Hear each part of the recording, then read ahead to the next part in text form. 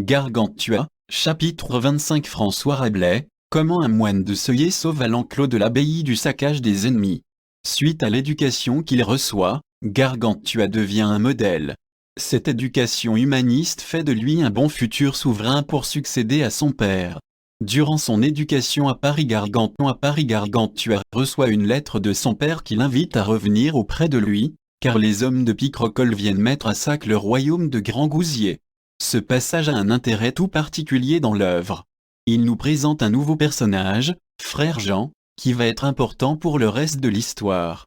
Ce personnage ici sert. C'est un personnage excessif et comique qui vient compenser le fait que Gargantua soit devenu sérieux et qu'il incarne la mesure suite à l'éducation humaniste. Dans un premier temps, nous allons montrer qu'il s'agit d'une parodie d'épopée.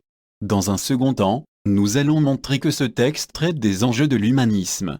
Dans ce premier temps, nous allons montrer qu'il s'agit d'une parodie d'épopée. Premièrement, on peut se demander si Frère Jean est un héros épique. D'abord, il a un physique et des qualités exceptionnelles.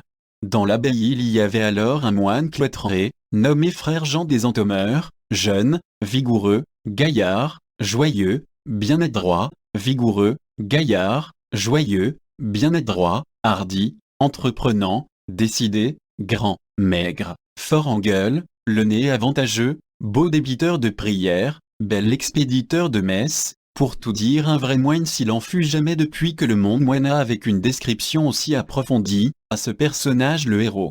Il y avait une formulation qui rappelle le début d'un conte. Cela annonce l'apparition d'un personnage merveilleux, hors norme. On remarque une accumulation de qualités propres aux héros d'épopée. On constate aussi une accumulation de termes qui ne sont des qualités que pour un moine. Ce type de passage est rare au XVIe siècle. Frère Jean ne se laisse pas aller à la gourmandise, contrairement à la caricature des moines de l'époque. Beau et belle illustre au premier abord ses qualités. Mais ici ce sont des antiphrases, ironiques, car le fait de dire ses prières vite n'est en rien une qualité pour un moine. Cela est détourné de façon à son caractère guerrier, expéditeur et débiteur. Ici on a une association d'éléments réellement héroïques et d'autres qui sont ironiques, ce qui nous invite à considérer Frère Jean davantage comme un bon guerrier que comme un bon moine. Ici c'est ironique, car il y a des termes à double sens comme le caractère séducteur du moine. Ensuite, Frère Jean s'impose comme un héros, car il va s'attribuer une quête. Il défend l'abbaye pour défendre le vin. Il est au service du vin. Frère Jean aime le vin, ce qui est un vice qui est reproché à beaucoup de moines. Service divin rappelle le vin qui est le sang du Christ et donc une vertu. Ensuite, c'est un héros qui se démarque des autres moines, car il ne connaît pas la peur et ne craint pas la mort. Si j'y mourais, ne serais-je pas saint moi aussi? Mais je n'y mourrai pas, car c'est moi qui vais tuer les autres. Sur ces paroles, il ôta sa grande robe et se saisit du bâton de la croix, qui était en cœur de Sorbier. Cela illustre bien le sacrifice du héros, la certitude de la victoire.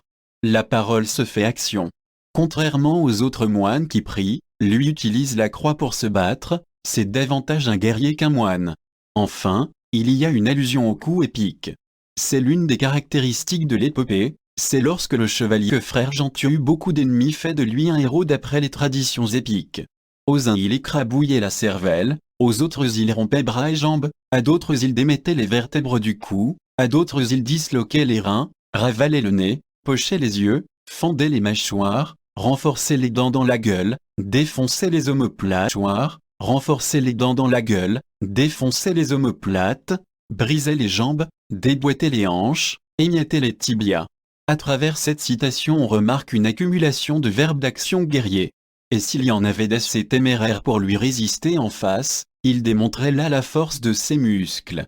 Il heurtait la poitrine par le thorax et le cœur. Il y a une opposition entre le il et le il qui marque bien son héroïsme. Ainsi, par ses exploits, furent déconfits tous ceux de l'armée qui étaient entrés dans l'enclos, au nombre de 13 622. Ici est représentée une victoire hyperbolique, ce qui est le propre de l'épopée.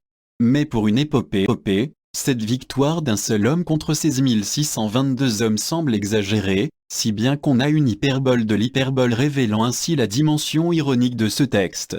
La précision du chiffre relève d'une forme d'ironie.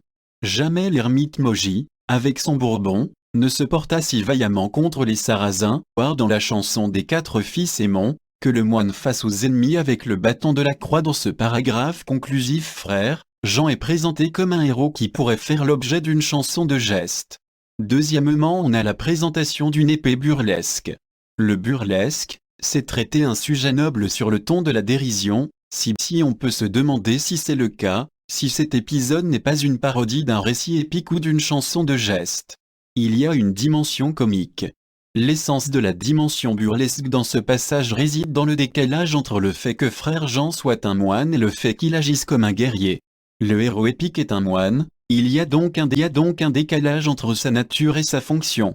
Il y a un désanoblissement du motif épique avec une tonalité comique.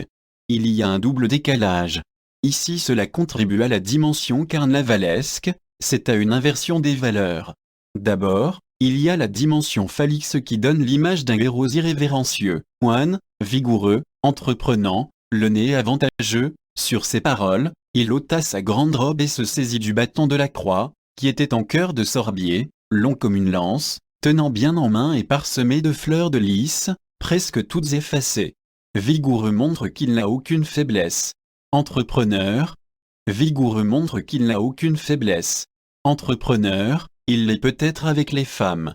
On a ici des termes à double sens qui peuvent être des qualités guerrières, c'est un homme d'action, ou peuvent caractériser la vie sexuelle de frère Jean. Cela est comique à cause du décalage avec son vœu de chasteté, car il est moine. Dans lequel frère Jean explique que s'il a un grand nez, c'est à cause du gros sein de sa nourrice dans lequel son nez a été pétri. L'attitude et les attributs de frère Jean nous invitent à une lecture irrévérencieuse. Il ôta sa grande robe pour se battre et cela peut avoir un caractère sexuel. Frère Jean détourne la croix pour en faire une arme. Cela invite à une lecture érotique, il se bat avec son corps. L'usure de la croix peut faire penser à une vie sexuelle vigoureuse. Ensuite, on a la présentation des ennemis ridicules et ridiculisés. Cela n'est pas digne d'une véritable épopée, cela est donc comique. Et du bâton de la croix, ni enseigne, ni tambour, ni trompette, grappillaient dans l'enclos, car les porte-drapeaux et les porte-enseignes avaient posé leurs drapeaux et leurs enseignes le long des murs, les tambourineurs avaient défoncé leurs tambours pour les emplir de raisins, les trompettes étaient chargées de cèpes, chacun de son côté, il les chargea donc si rudement, sans crier gare, qu'il les renversait comme des porcs, frappant à tort et à travers, selon l'ancienne escrime. Les ennemis se sont détournés de leur devoir militaire pour piller les villages. Le vin détourne-t-il les guerriers de leur devoir? C'est une armée composée seulement d'une fanfare, les guerriers détournent leurs attributs militaires pour récolter les vignes. On a l'impression d'assister à une scène de bacchanale, en l'honneur de Dionysos, dieu du vin, et non à une conquête militaire. Les trompettes semblent remplies comme des cornes d'abondance. Ils sont ridiculisés par frère Jean qui les renverse comme des porcs. On a ici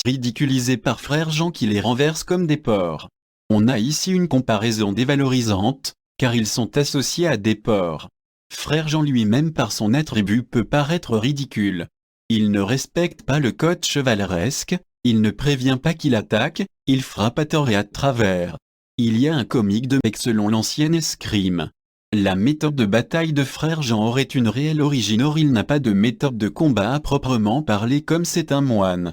Si quelqu'un voulait se cacher au plus épais des cèpes, si un autre voulait se sauver en fuyant, cela montre que les guerriers sont à la fois peureux et superstitieux, ce qui les rend ridicules. Les uns criaient « Sainte Barbe » d'autres, « Saint Georges » d'autres, « Sainte Nitouche » et mille autres bons petits saints. On remarque la superstition religieuse qui n'apparaît qu'au moment où il risque de mourir et non quand il pille l'abbaye. Cela crée un paradoxe comique, une inversion. Frère Jean est un moine qui ne prie pas et se bat en martyr décapité par son père pour être devenu chrétien. Saint Georges est un saint qui combattit un dragon qui terrorisait des habitants. Sainte Nitouche, de nos jours, est une personne hypocrite qui prend des airs innocents et prudes. Parmi ces saints réels, Rabelais parle de saints de légende paillarde ou imaginaire. Enfin, boucherie héroïque. Une boucherie héroïque est l'expression de Voltaire dans le chapitre 3 de Candide. Aux uns il écrabouillait la cervelle, aux autres il rompait bras et jambes, émiettait les tibias. Il y a une accumulation de verbes d'action qui relève plus du lexique d'un boucher que de celui d'un guerrier. Il y a donc un manque de noblesse chevaleresque dans les actions de frère Jean.